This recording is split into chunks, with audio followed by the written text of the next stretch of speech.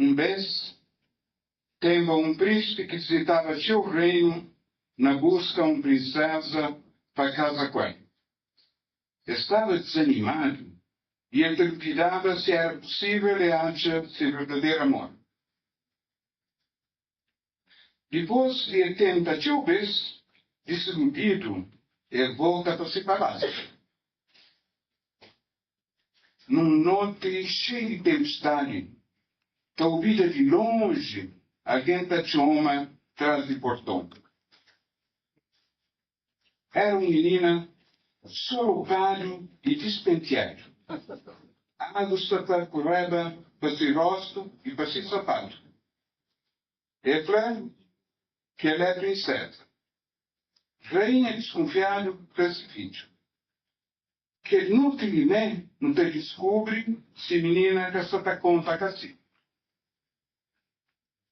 Mãe de príncipe ordena para na quarto de hóspede. Eles deixam ervilha riba estrado de cama. E manda também para os 7 colchões riba dela. Outro dia de para manhã, rainha pergunta à menina se dorme direito. Oh, nunca dorme, sabe? Nunca consegui emprego hoje durante a noite inteira.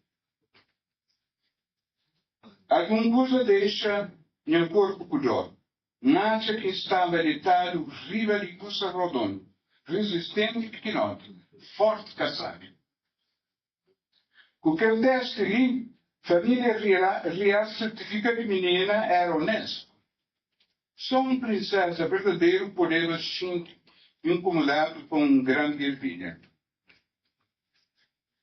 Príncipe finalmente casa com a princesa e as vive felizes para todo o tempo.